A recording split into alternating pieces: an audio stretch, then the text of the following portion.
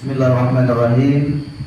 Assalamualaikum warahmatullahi wabarakatuh. Waalaikumsalam warahmatullahi wabarakatuh. Alhamdulillahi wa kafa, wassalatu wassalamu ala nabiyil mustafa sayyidina Muhammadin ahli sidqi wal wafa. La hawla wa la quwwata illa billah. Rabbi israh li sadri wa yassir li amri wahlul 'uqdatam min lisani yafqahu qawli. Subhanaka la ilma lana illa ma 'allamtana innaka antal alimul hakim. Faqala Allah ta'ala, a'udzu billahi minasyaitonir rajim. Bismillahirrahmanirrahim. Alladzi khalaqal mauta wal hayata liyabluwakum ayyukum ahsanu amala wa huwal azizul ghafur. Shadaqallahul azim wa shadaqa rasuluhun nabiyul habibul karim wa nahnu ala dzalika minasyahidin wasyakirin walhamdulillahi rabbil alamin.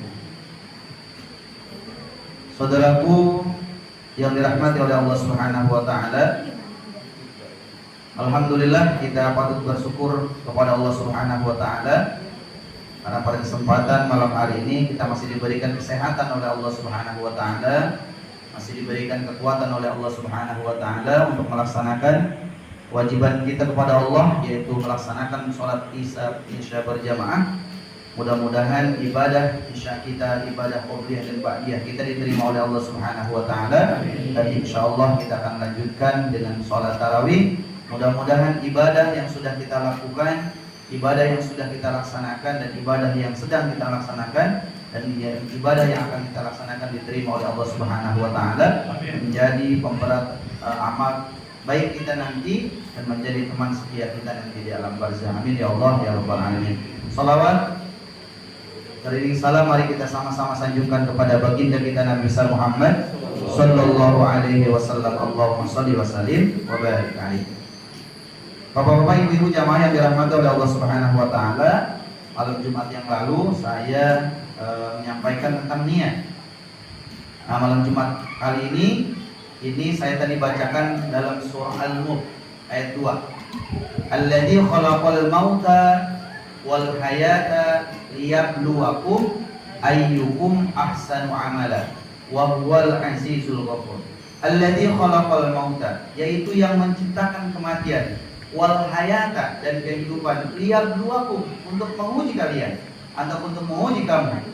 Ayyukum ahsanu amala, siapa di antara kamu yang lebih baik amalnya.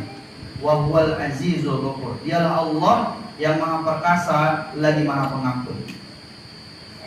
Di dalam tafsir Ibnu Katsir menyampaikan bahwa amal terbaik itu adalah bukan amal yang ahsan,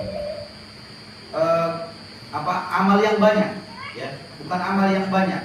Amal yang diterima di sisi Allah Subhanahu wa taala itu adalah amal terbaik, bukan amal yang banyak.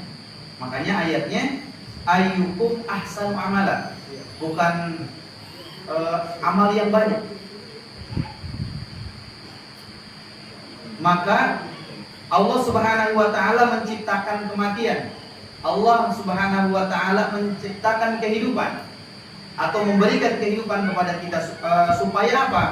Di dalam tafsir Departemen Agama bahwa Allah menciptakan kematian, Allah menciptakan kehidupan buat kita itu untuk menguji.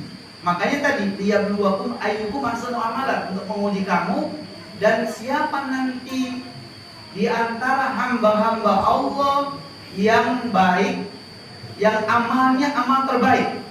Ya, pada saat kita menghadap Allah Subhanahu wa taala, kita membawa amalan terbaik. Amalan terbaik kita apa? Amalan terbaik kita hari ini misalnya sholat. Kalau gitu sholat kita, sudahkah khusus sholat kita?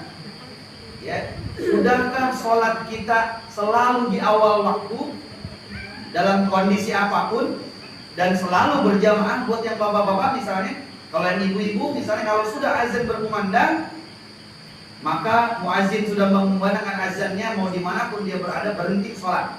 Nah misalnya gitu, ya. Makanya tadi Allah menciptakan kita kehidupan, Allah memberikan kita kehidupan. Sesungguhnya Allah sedang menguji kita.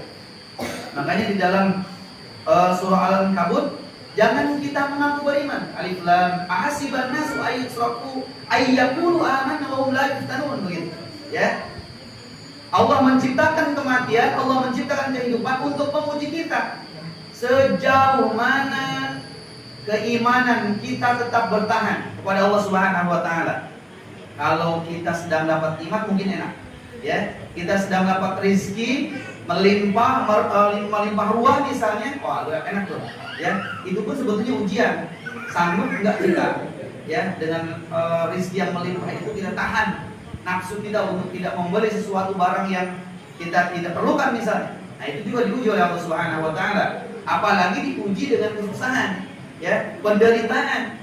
Dalam kehidupan ini Allah selalu menguji kita untuk menguji sebatas mana keimanan kita kepada Allah Subhanahu wa taala. Makanya kalau kita belum diuji ya berarti belum kuat iman kita, ya. Bagi orang-orang yang sudah diuji oleh Allah Subhanahu wa taala, salafus saleh, para nabi misalnya luar biasa ujiannya, ya. Nah, kita boleh jadi hari ini ujian terberat kita adalah keluarga kita misalnya, ya.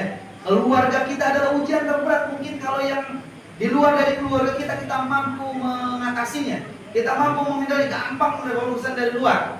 Tapi kalau urusan keluarga luar biasa, anak kita, ya, anak kita di dalam Al-Quran adalah ujian. Mampu nggak kita mendidik anak kita menjadi anak yang soleh? Mampukah kita mendidik anak kita menjadi anak yang soleha? Kalau kita mampu mendidiknya, maka insya Allah anak kita akan menghantarkan kita ke dalam surganya Allah Subhanahu wa taala. Mampukah kita dalam bersosialisasi dengan tetangga kita? Mampu nggak kita aku dengan tetangga kita?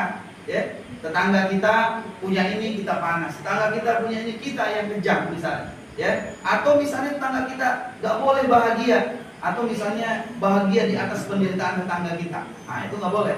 Nah, berarti ujian kita adalah tetangga. Mampu nggak kita dengan tetangga kita berbuat baik, berinteraksi, walaupun mungkin boleh jadi tetangga kita tidak begitu baik dengan kita. Tapi kalau kita mampu berbuat baik dengan tetangga kita, maka insya Allah kita mampu nanti melewati ujian dengan tetangga, ya, dengan keluarga, dengan tetangga, dengan teman kerja misalnya, itu juga ujian. Allah berikan ujian itu kalau kita nanti mampu melewati dan mengatasi ujian itu dengan baik, maka boleh jadi amal-amal kita. Ya, makanya para nabi kalau diuji itu nggak tanggung-tanggung. Ya, Rasulullah SAW pada saat awal-awal menyebarkan agama Islam luar biasa ujiannya, ya.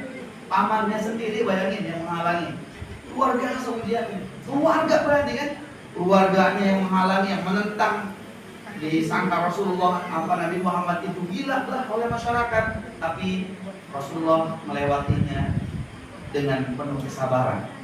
Kalau kita sama diuji oleh Allah Subhanahu wa taala, pasti ujian kita jauh lebih ringan dibanding dengan para nabi, jauh lebih ringan dibanding dengan para wali-wali Allah, jauh ringan sekali, nggak ada apa-apa misalnya. Tapi boleh, itulah kadar keimanan kita, memang diujinya begitu.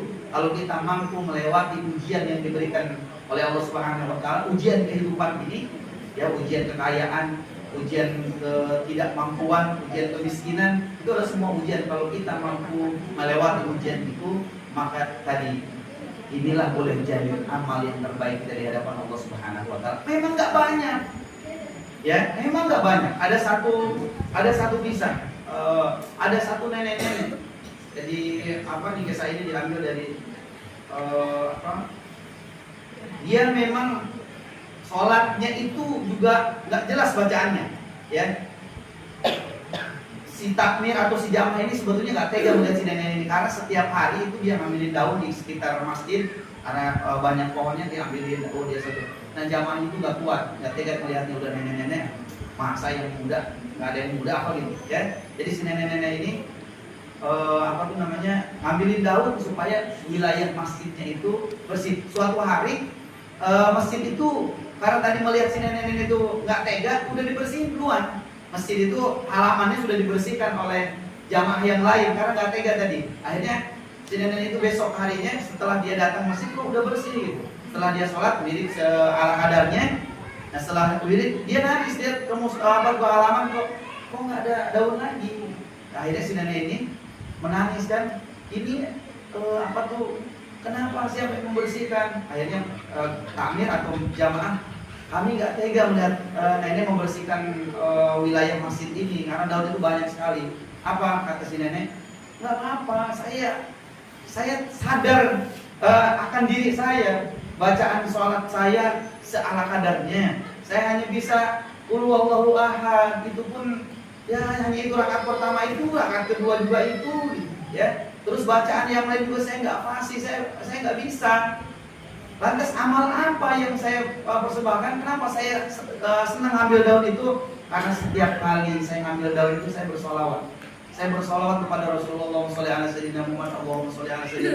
Sholat saya nggak husu, tapi saya berharap amalan terbaik saya adalah ngambil daun tadi.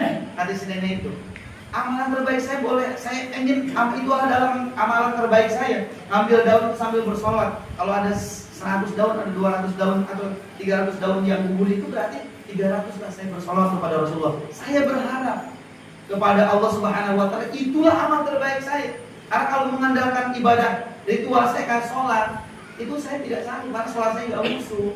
Boleh jadi tadi amalan terbaik saya adalah mengambil daun atau membersihkan wilayah di sekitar masjid ini. Itu si nenek-nenek itu. Nah sekarang amalan terbaik kita itu apa untuk menghadap Allah Subhanahu wa taala? Kalau tadi sholat kita bukan ulama, kita hanya masyarakat biasa umum misalnya. Kalau mau sholat, pada saat kita takbiratul ihram, yang kita ingat mobil kita mungkin, yang kita ingat rumah kita mungkin, yang kita ingat pekerjaan kita mungkin. Biasanya yang paling kita lakukan sehari-hari, maka saat sholat kita akan ingatin, ya. Misalnya kalau kita kerjanya di kantor berkaitan dengan apa, yang kita ingat itu pasti masalah. Pada saat kita sedang sholat pasti itu yang kita ingat, ya. Akhirnya sholat kita nggak usul. Yang lantas amalan terbaik kita apa?